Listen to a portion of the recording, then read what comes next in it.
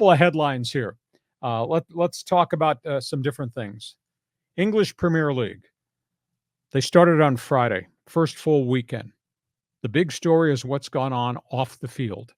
The English Premier League. This rumor it's caught fire. The word is relegation. Mm-hmm. Manchester City, that's won all these titles in a row with the legendary players they have, is going to trial September 16th for 115 violations of the finance rules and laws of how you operate an English Premier League franchise.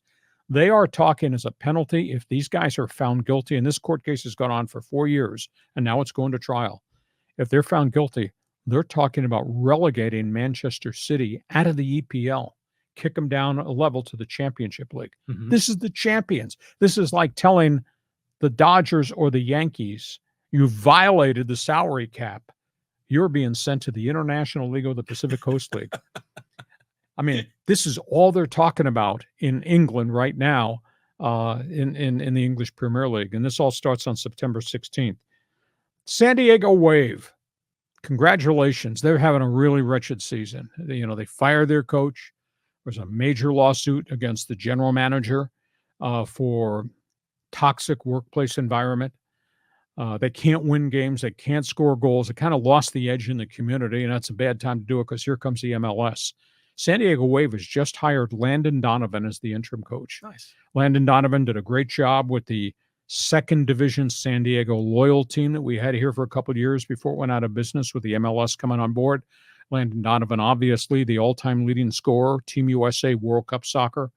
Landon Donovan, great player, MLS. So he takes over the San Diego Wave, and he will be their interim coach the rest of the season. And I got to believe that maybe he's going to wind up being maybe the full-time head coach going forward, but he's got really good credentials. A lot of people really like him. I think he's a classy gentleman, and he's proved a lot. Third item, NASCAR. I'll tell you what, they got an issue.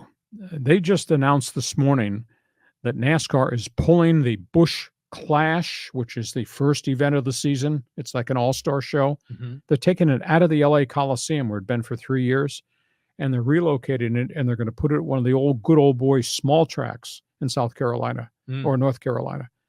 We will have no NASCAR races out here in Southern California because Fontana's closed for renovation and the downsizing of the track, and now they've taken the Busch Clash out of the LA Coliseum, where it was pretty well received. It was gimmicky. It was weird, but it drew fans. But they've yanked it out of here, and they're taking it back and putting it on a short track in Winston-Salem, North Carolina. So I don't like that.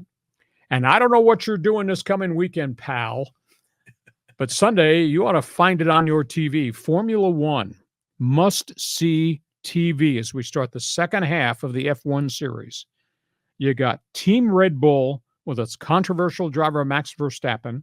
You got Mercedes, which suddenly has closed the gap, and now they're putting their drivers up front at the end of races, and Sir Lewis Hamilton is winning races in his final season with Mercedes. And then you got Team McLaren and the hot young controversial driver Lando Norris. Tell you what, F1 beginning this coming weekend, must-see TV. I think it's the Dutch Grand Prix in the Netherlands. Nice. Got to watch it. All of a sudden, we went from one team, Red Bull, dominating for 2 years, to all this trouble in their pits and on the track and in their headset with their driver.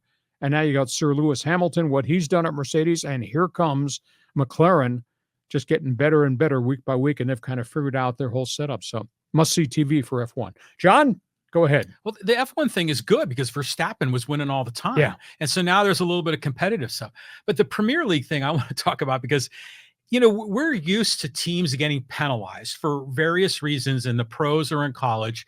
And usually it's a fine or a suspension.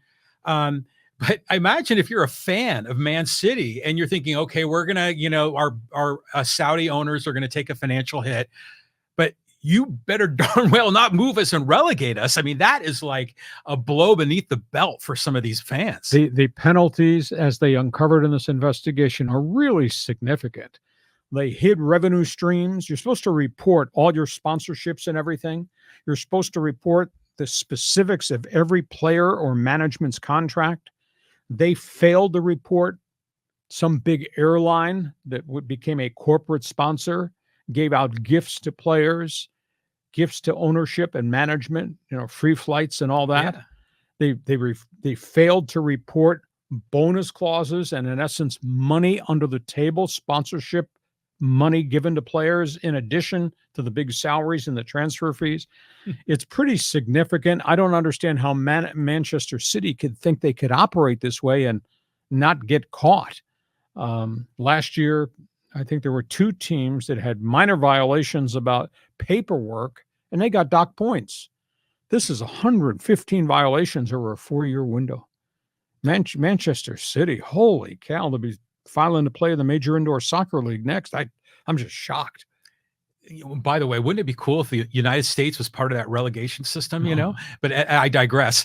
The Man City thing is just, it's unbelievable to me that, that they could actually suffer this relegation. But in the end, I think, they've been so dominant for the last 4 years. I mean, it's unbelievable. No, their star, Erling Haaland, we've talked about him. He scored 90 goals in his first 100 games in EPL history. That's pretty impressive. Yeah, well, I was watching the game. Was it yesterday or Saturday when it was on? That dude, that Haaland guy, he's big. He's a lot bigger than I expected. And he's so athletically gifted in terms of getting open and just unleashing shots. But think about that, 90 goals in his first 100 games. He's from Norway. What a great player. So this bears watching as we get to September. This trial is going to be bloody. Well, I just keep thinking about Jim Rome, your old colleague. If you ain't cheating, you ain't trying. Now, they got caught trying to cheat.